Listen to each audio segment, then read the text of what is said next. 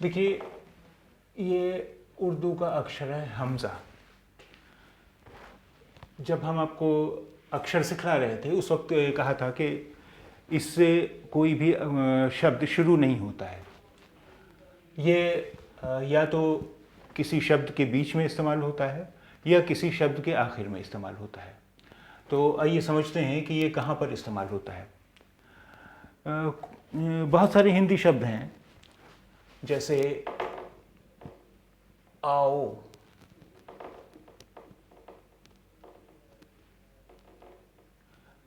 नई, गए,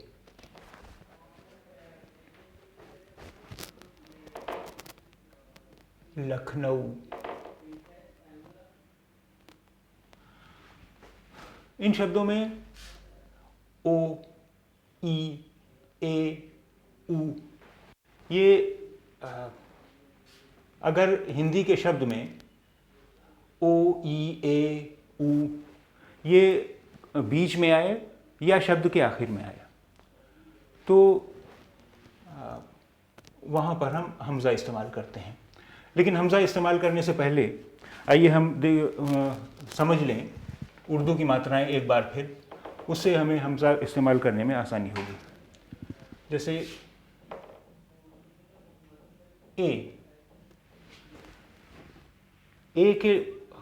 ए अक्षर के लिए कोई भी उर्दू में अक्षर नहीं है, तो ये ध्वनि हम बनाते हैं अलिफ और बड़ी ए से।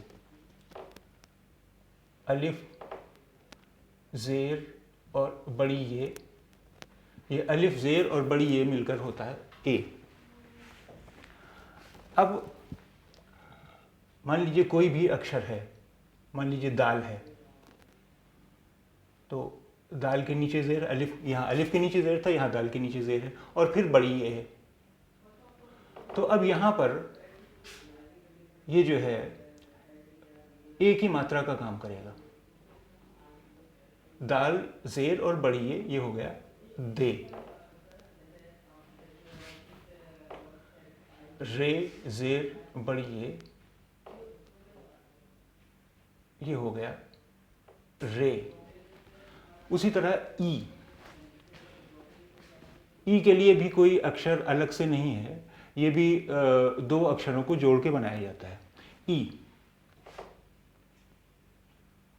अलिफ और छोटी ये मिलकर हुआ अलिफ, ज़ेर, छोटी ये मिलकर हुआ ई।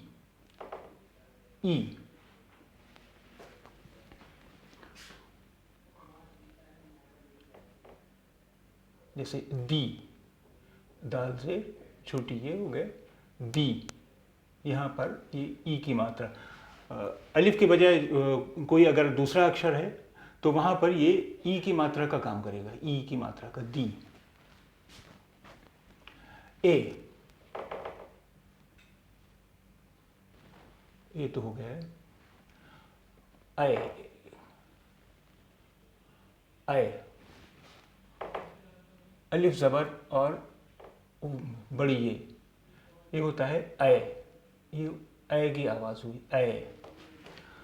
अब अलिफ की जगह कोई अक्षर है और उस पर ज़बर है और फिर बड़ी ये है, तो वहाँ ये अय की मात्रा का काम करेगा, तो ये हो गया दय। उसी तरह ऊ,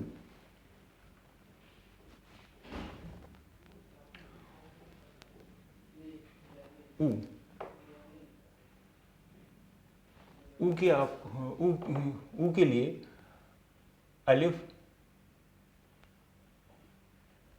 वाव, उल्टा पेश, ये होता है ऊ।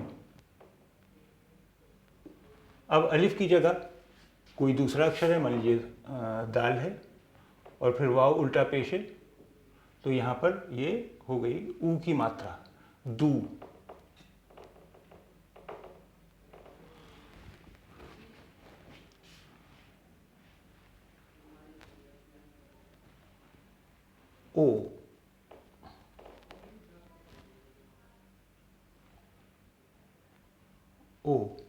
ओ की आवाज़ के लिए हम इस्तेमाल करते हैं अलिफ, पेश और वाव। ये हुआ ओ। अब अलिफ की जगह कोई अक्षर, कोई दूसरा अक्षर है, मान लीजिए दाल है, उस पर पेश है और फिर वाव है, तो अब यहाँ दाल पर ये ओ की मात्रा का काम करेगा, तो ये हो गया दो। दो ए ई ऐ उ ओ। तो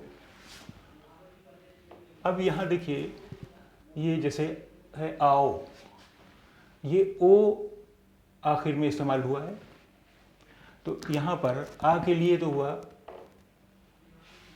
आ, और फिर ओ के लिए, ओ के लिए देखिए यहाँ पर क्या है, अलिफ पेश और वाव।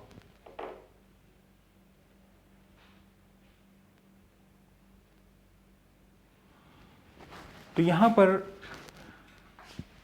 आपको बताया है कि जहाँ पर हिंदी के शब्दों में ओ, ई, ए, उ, ऐ, ओ शब्द के शुरू में या शब्द के बीच में या शब्द के आखिर में आता है, तो वहाँ हमज़ा का इस्तेमाल होता है। अब वहाँ हमज़ा का इस्तेमाल अब यहाँ कहाँ पर होगा, देखिए ये ओ की ध्वनि के लिए अलिफ और वाव इस्तेमाल हुए हैं, तो ये अलिफ जो है ये यहाँ से गायब हो गया और इसकी जगह आ जाता है हमज़ा। तो एक तरह से हमज़ा जो है ये अलिफ का ही रूप है, अलिफ को ही, अलिफ की जगह पर ही आता है। लेकिन जहाँ पर ओ, ई, ए, उ, ऐ, ओ ये अक्षर हिंदी शब्द के बीच में आए या वहाँ या उसके आखिर में आए, तो वहाँ पर इन शब्दों को बनाने के लिए जहाँ जहाँ हमने अलिफ इस्तेमाल किया है वो सब जगह अलिफ ख़त्म हो जाएगा और अलिफ की जगह पर हम ये हमज़ा इस्तेमाल करते हैं। आओ, इसी तरह नई, नई में देखिए ये हो गया नून और फिर ई के लिए अलिफ ज़ेर और छोटी ए, तो इसका ये अलिफ जो है ये गायब हो गया और अलिफ जो है वो बदल गया हमज़ा में।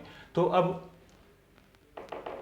हमने यहाँ अलिफ नहीं बनाया, उसकी जगह नून के बाद हमने छोटी ए बना दिया और अलिफ जो था, अलिफ जो हमने हटाया है वो अलिफ ही आ गया, नून, हमज़ा और छोटी ए, ये हो गया नई। इसी तरह गए, गए के लिए गाफ और फिर ए के लिए क्या है ए, ए।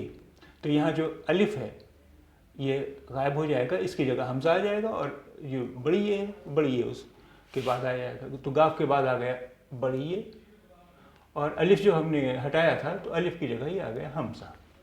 तो ये गए। अब लखनऊ, लखनऊ में देखिए ये ऊ आखिर में आया है, तो पहले हम लिख लेते हैं लाम काफ दो चश्मी है लख, फिर नून और नून के बाद है ऊ,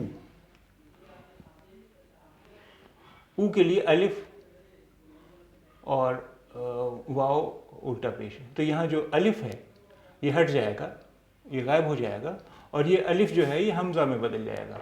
तो अब बचा वाव, तो वाव तो ये आ गया और अलिफ जो हमने हटाया था वो अलिफ ही आ गया।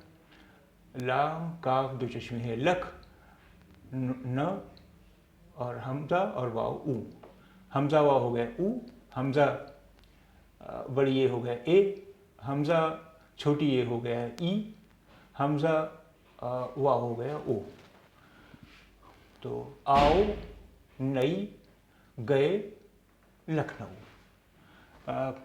हमज़ा का यही इस्तेमाल है, यानी हमज़ा जो है वो अलिफ को रिप्लेस करता है, अलिफ की जगह पर इस्तेमाल होता है और यही है हमज़ा का इस्तेमाल।